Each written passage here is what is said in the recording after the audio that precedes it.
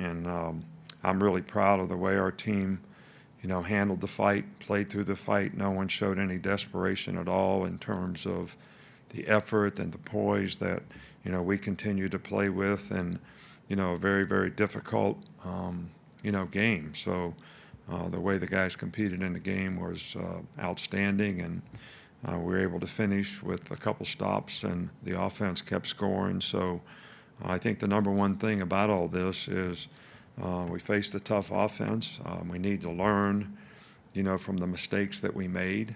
The only mistake that would be is that we don't learn from the mistakes that we made so that we can get better in the future, work harder at making corrections, and, get everybody to be responsible to do their job a little bit better, coaches and players included. So that's the way we can improve.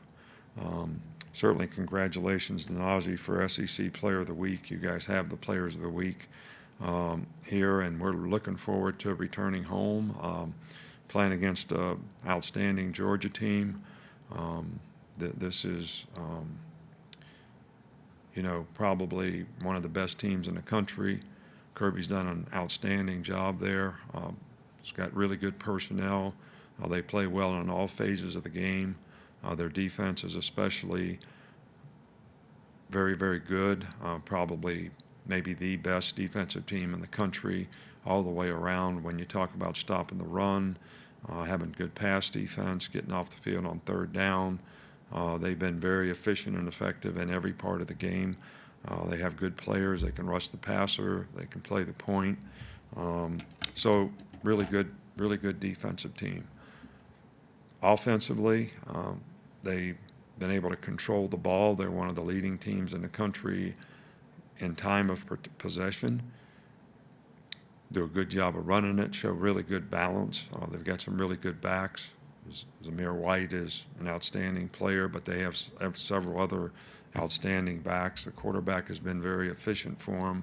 They've got really good skill guys. They spread the ball around, play a lot of different skill guys. George Pickens has played well for them. They're a very, very well-balanced offensive team. They have very good specialists, really good punter, really good kicker, very good return guys, and they play really well on special teams. So not a lot of weaknesses in this team. It's going to be really challenging for us to be able to execute the way we need to execute on all cylinders to be able to be successful in this game. Hey, we will get started with John Zener from the Associated Press. Hey, Coach. I had two questions, if I could. One is, taking nothing away from the dynamic offenses in the league, but it seems like there's been a number of defenses, probably some of the fundamentals of tackling, execution, missed assignments, or whatever, more than you usually see around the SEC. Does that show how hard it is to do this without a spring? I mean, is that a big part of that, do you think? Well, I guess you could point to several different things that can contribute to it. One can be preparation, which would include all those things, spring, fall camp, all those things. I think for a long time when we were able to not practice against each other, even in the summertime, we couldn't have 7-on-7, we couldn't do any drills against each other. It's much easier to practice offense on air than it is to practice defense on air because you're reacting to something all the time. So maybe that contributes to it. I really don't know. The tackling, we didn't tackle very well in the last game. We had missed assignments in tackling, probably the two things that were the biggest detriment for us, in the last game in terms of the way we played defense. And I think those are fundamental things that you have to fix. I think when players press, they actually can get worse at those things. You got to play relaxed and confident, and that comes from very good preparation, and that's what we need to do a better job of. And the other, on Najee Harris, I know you guys have a ton of playmakers on offense, so he's not always going to get 20, 25 carries, but how good did he look, and how much has he improved just coming back for senior year? Well, I think he played great in the game. I also think the offensive line did a really good job in the game of blocking up front, so he had some opportunities in the game which we've not been that consistent, but we were very consistent in the running game and had great balance in the game. which I think helps the runners, but it also helps the receivers. So I thought he played outstanding in the game. He played tough. He made good decisions as to the cuts that he made relative to the plays that he ran, and I think that maximized his performance. Hey, guys, we got a lot of people in here today. Please keep it to one question. We'll go to Michael Casagrande next. Yeah, Nick, there was talk about sign stealing after the game Saturday. I just wonder if there was any evidence of that or anything you wanted to add to that. No, I think what I was really speaking to was we were more like, I felt like we were always one play behind. When I say one play behind, I mean, you know, sometimes when you play in the NFL against Joe Montana or somebody really good, you always feel like you're one play behind because if you call this, they do the right thing against that. So I think that was more what I was sort of referring to, as if they knew what we were going to do. And some of that is our issue in terms of how we disguise things. You know, they were going fast. We were struggling to get lined up. We didn't do a very good job at disguising things. So they were able to take advantage of a lot of situations. And, you know, they know us well. So all those things probably contributed to me feeling a little bit like we were one play behind. Okay, we'll go to Brett Hudson with the Tuscaloosa News. Hey, Coach, I'm curious what you thought of DeMarco Hellams in the game on Saturday and how he's developed over the last year or so.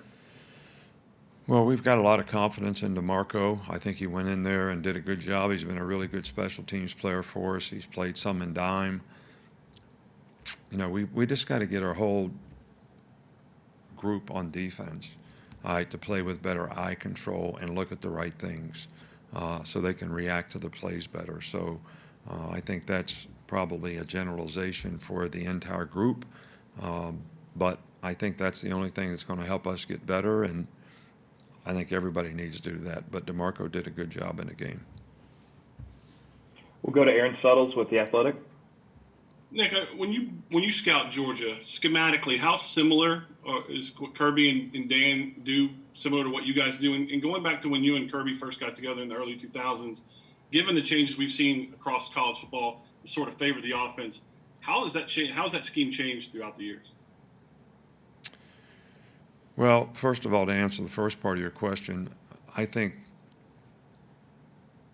there are some similarities, but they've sort of progressed in what they do relative to the players they have, and I think they do it really, really well.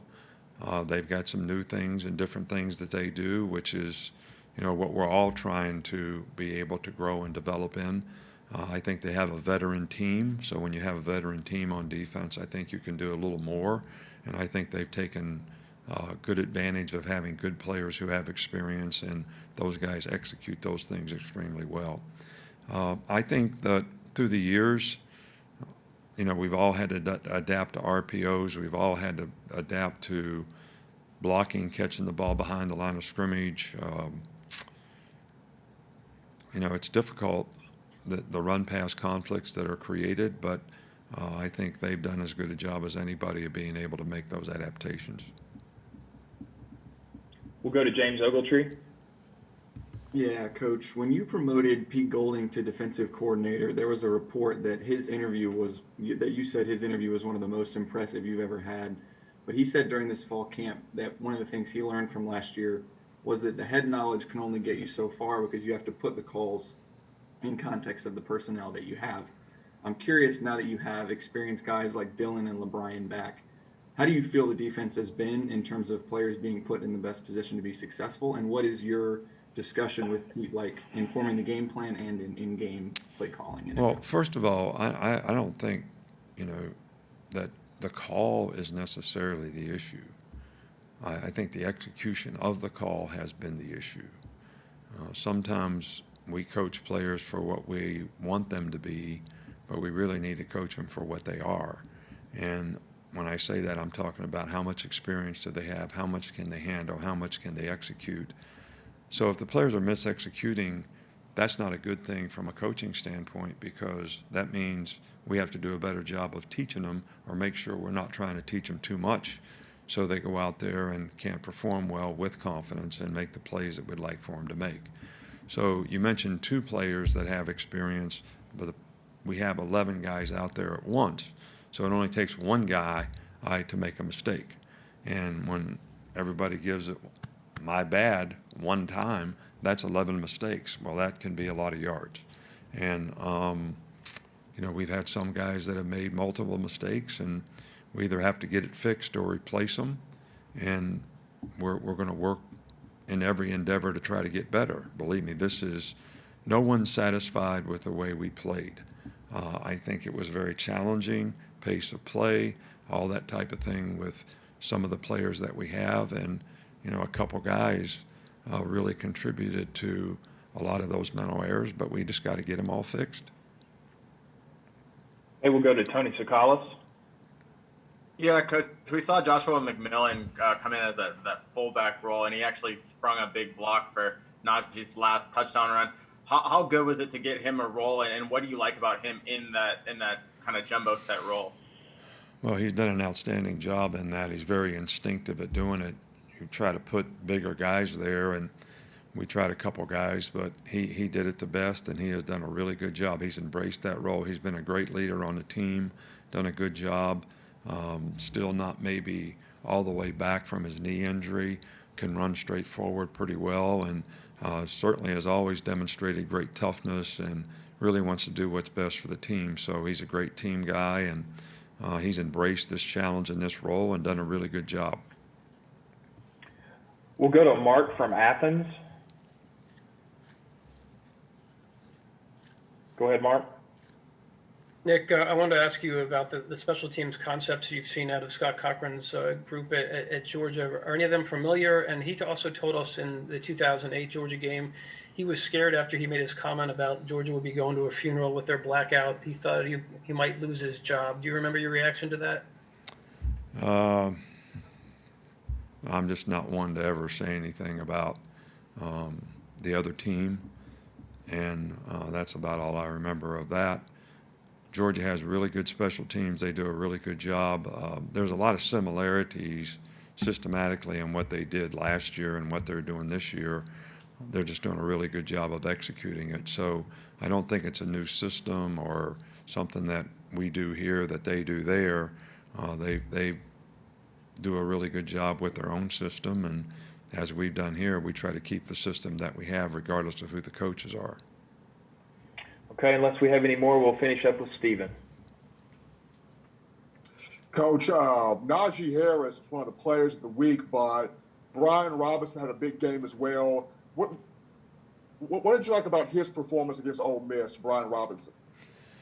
Well, I thought both guys played very well, but I think both guys had really good opportunities relative to how we were able to block them up front, the game plan that we had, the way it was executed. So I think both guys played extremely well, but I was really pleased with the way B-Rob came in and,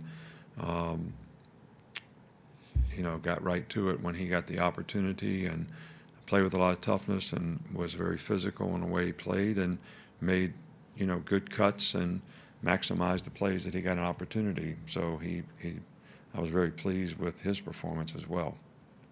Okay, we're going to wrap up, Coach, with Jeff Spiegel. Nick, how impressed have you been with the job that Bennett has done so far at quarterback for Georgia?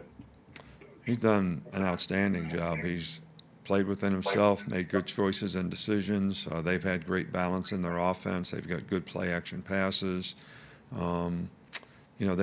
He's really just facilitated everything that he's needed to do from his position to help all the other good players that they have make a lot of plays.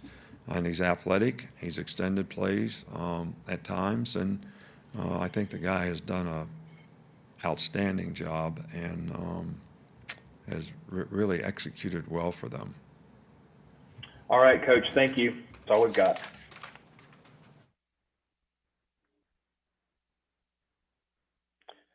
All right, guys, give us a few seconds or a few minutes. We'll get some players in here.